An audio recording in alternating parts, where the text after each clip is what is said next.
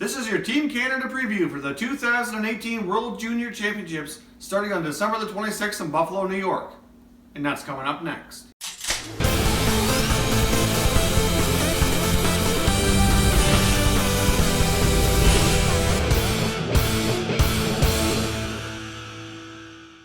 Hey everyone, and welcome back to another video here at Top Shelf Hockey. If you're new to the channel, thanks for stopping by. On this channel, we review and analyze all 31 NHL teams as well as international tournaments with an unbiased opinion. So if you're a huge hockey fan, hit that subscribe button now so you don't miss anything. Alright, so let's take a look at Team Canada. Now, Team Canada this year for the 2018 edition, in my opinion at least, is going to look a little bit different than we've seen in the past. Now, they're going to have an excellent team based on their pre-tournament play, and what I've seen so far, I think they're going to have a very strong team. And once again, they're always considered a favorite or one of the top contenders to win the tournament. And this year's no different. But in my opinion, this is going to be a little bit different approach than we've seen in some recent years. Now, the one thing that Team Canada doesn't have, in my opinion, is they don't have that massive, dynamic, top scoring forward. They've got a lot of forwards that can score. Don't get me wrong, there's a lot of talent up there. But in years past, we've seen Connor McDavid, we've seen Sidney Crosby, we've seen Jonathan Toews. You know, guys like that you knew going into the tournament were going to be a big star, and they're going to get lots of attention, and they're going to score a ton of points. Well, I think they have guys that can do that. They just don't have that reputation that comes with it as of right now. So that's the one thing. They do have a lot of depth at forward. They've got a lot of guys that can put the puck in the net. But in my opinion, their biggest strength is going to be in goal and on defense. So we're going to take a look at each position by breakdown here. Let's start with their goaltender, Carter Hart. Philadelphia Flyers draft selection. Carter Hart is having a phenomenal junior season right now. In the last dozen games before this tournament, he has been absolutely lights out. Now, Carter Hart was on the 2017 Canadian World Junior Championship team as well that won a silver medal. So he's also got experience at the international play. So Carter Hart needs to be their best player in my opinion here. If they're going to have a chance to win gold, and if they do win gold, it's going to be because of him. He has developed into an awesome goaltender. It's an excellent chance at making the NHL. Considering the goaltending situation in Philadelphia, I think that he's the goalie of the future in that organization for sure. So he needs to be huge. I mean, there's just no doubt about it. I mean, we've seen over the years we've had good goaltending for Team Canada. Don't get me wrong. I don't want to knock into the other goalies because we've had a lot of great goaltenders, but we haven't had a standout goaltender who you knew going into the tournament could steal a game for you and possibly steal the tournament since Carey Price. It's been a long time since Carey Price has been a World Junior goalie for Canada. So a lot of the guys in between, not that they haven't been good because we've obviously won a lot of medals in there, but we haven't had a guy with the possibility, like we do this year, of really standing on his head and being one of the biggest stars in the tournament. So in my opinion, Carter Hart's play is going to greatly impact how this team does. That's just the way it is. That's my opinion for sure. So we'll see. But he has the potential, and I know Flyers fans out there are quite excited to see what he's developing into because it looks like it could be something special. Now let's take a look at Team Canada's defense. Their defense core has some returning players, and they do have a lot of strength back there that can not only defensively, but that can move the puck, that are really quick and have a pretty good offensive upside. So let's take a look at Team Canada's D-core. Jake Bean, Carolina draft choice, is tremendous with the puck. You get Dante Fabro, who we weren't sure if he'd be in the lineup because he's been injured, but it looks like he's going to be okay and will be able to suit up on opening night. So he's a Nashville Predators pick, and he's developing quite nicely into a top defenseman. So just what the Predators need, right? Another top defenseman. They're already stacked.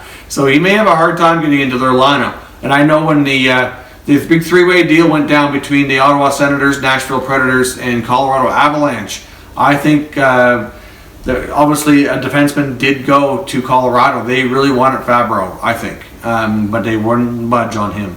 So they got Gerard instead, who's still a pretty good defenseman. But either way, just a quick side note there. You got Cal Foote, who's a second-generation star. If you remember, depending on your age and what you watched, remember Adam Foote, who had a long career between the Quebec Nordique and Colorado Avalanche organization. So he's a big guy like his dad. He's an excellent defender back there. So Cal Foote, definitely keep your eye open for him. we've got Cale Makar, who ended up being drafted in 2017 by the Avalanche. Kind of was a little bit of an under-the-radar kind of guy because I believe he was playing Tier 2 junior a year ago. So when he was drafted, he was one of those guys who just kept sneaking up the ranking systems and sneaking up there. And depending on who noticed him, there's some teams that were quite high on him. He's, I'm not sure, but it looks like he's probably going to play with Jake Bean as his partner. And he's got a tremendous offensive upside. So definitely keep your eye on Cale Makar. He might be a name that a lot of people go into this tournament not overly familiar with and leave the tournament going, wow, this guy's really good. A couple other, Victor Mete from the Montreal Canadiens. Habs fans out there, I'm sure you know who Mete is. Other teams at least must be familiar with the name. He did get a bit of a look with the Habs this year, and he's currently on loan to Team Canada to participate in this tournament. Obviously, he did have some time playing with Shea Weber on the top pairing unit. So I think Victor Mete has a big future in Montreal. And we'll see. This tournament should be a way for him to kind of introduce himself to a few more people and fans around the country. Because I know when he first made the Habs this season, I was a little bit surprised. I didn't think they were going to rush him that quickly. But he did look pretty good when he played in Montreal, considering the pressure and the minutes he was logging. So he could be a very key player here for Team Canada. Now another couple of guys to look out back there is Connor Timmins and Cale Clegg. So they're pretty solid defenders as well. So Canada's defense, you're certainly going to have a strong D-core. So the key here is not that their forwards can't score. They do have a lot of offensive upside, but keeping the puck out of the net is going to be the team's biggest strength. So between that defense core and the goaltending, if that plays to its potential, then Canada is going to have an excellent shot at winning Group A that they're in, beating Team USA and having a shot at the gold. But Team USA is by far going to be Canada's biggest rival. Before we get into the forwards, a quick note in case you haven't seen the other videos. Obviously, Team Canada, Team USA having a huge outdoor game this year in Buffalo. As you probably know, the NHL's Winter Classics take place in Buffalo as well. So they've already got the project underway to prepare the outdoor arena. So the World Juniors are tagged onto there, and Team Canada versus Team USA outdoors, December the 29th, 3 o'clock Eastern Time. So certainly tune in for that. It's going to be quite the event. And as you probably know, if you've seen this tournament before, Team Canada, Team USA always put on epic battles, and they're very dramatic and tend to be very competitive. So that's a game you don't want to miss. Depending on what you're able to watch in this tournament, circle that one on the calendar and be available. It's going to be a heck of a game. Now let's take a look at the forward group for the Team Canada players here. Now obviously they have a lot of guys with a lot of potential here. As I mentioned, it's not that they can't score. They do have a lot of scoring ability. It's just that they don't have that one dynamic player like a McDavid or a Crosby this year. But Dylan Dubé, who is a draft pick of the Calgary Flames, very well could be their leading scorer. Now, he missed a little bit of the pre-tournament action with an injury, but he's looking pretty good. He's really quick. Wouldn't be surprised if they named him team captain as well, and he's probably going to be playing on Team Canada's top line. He'll be most likely playing with Sam Steele, and I believe on the other side on that line is Jordan Caillou. So Jordan Caillou also can pretty good at scoring goals as well. Now, for Ottawa Senators fans out there, a couple of the forwards are making the team this year. So you already had a quick peek at Alex Formenton this year. Obviously through the preseason and into the beginning of the NHL season, Formenton saw limited action with the Senators, but you all realize just how fast this guy is. So Formenton's on Team Canada, as well as other Senator draft choice, Drake Batherson, playing in the Quebec League from the Cape Breton. So Drake Batherson also having a great offensive season, and he was a later round pick. I believe he was taken in the 3rd round, so he's certainly progressing quite nicely as well. So Senators fans, you should be quite pleased with your prospects there. Formenton and Batherson, from what I've seen in pre-tournament games, are certainly progressing quite nicely, and should get a lot of attention in this tournament. Now let's take a look at some of the other notable forwards to keep your eyes open for Team Canada. Obviously, returning player Michael McLeod, New Jersey Devils draft choice, will be playing one of their top lines as well. Michael McLeod's an excellent two-way center, so keep your eyes open for him. If you're a Tampa Bay Lightning fan, they have a couple of players in this tournament as well. Mainly Taylor Radish. Taylor Radish is going to play a big role for Team Canada here. He certainly can put the puck in it as well, and he'll be playing on one of their top 2 lines as well. The other Tampa Bay prospect here is Boris Kachuk, who's playing in the OHL. So those guys you definitely want to keep your eyes open for. Another guy to keep you're on the lookout for is Robert Thomas. Robert Thomas is I believe he was drafted by the St. Louis Blues, and he gets a lot of comparison to a guy like Patrice Bergeron.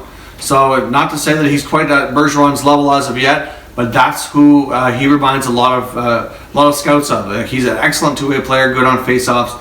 He'll definitely be playing a big role as one of their center icemen as well. So as I went through some of these forwards, they obviously have guys that can score. They're just missing that big key, big name like a Price or a Crosby or a McDavid. Like this year, the team's a little bit different. But the good thing is that the forward group is that there's a lot of interchangeable parts. They can all score goals. They're all pretty offensive players.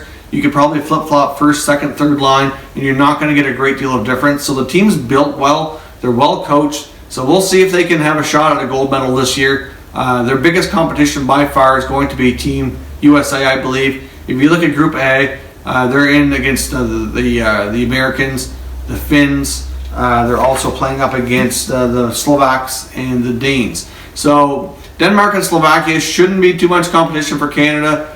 Finland is definitely going to be better than last year, so theoretically they may give Canada a run, but the biggest competition by far is Team USA. So I would not be completely shocked here if we see Team Canada, Team USA not only battling on the outdoor game, but if they also have a playoff round matchup as well, depending on where they finish. It could be possibly in the semifinals or the finals. It just depends on how everything lines up after the preliminary round. So keep your eyes on a lot of Team Canada players. We're going to see a great tournament here. So I do expect big things from Canada. I do expect big things from Team USA. It's going to be an epic event, especially with the outdoor game. So certainly check out the tournament. It will be we'll be doing videos here as the games are played. We'll be doing some recap videos just to let everybody know how the results and certainly what players stood out the most, and give some analysis afterwards as well. So that'll be coming up throughout between Christmas and New Year's and into the early part of January as the tournament is played out. So stay tuned for that, and we'll be catching you in the next video.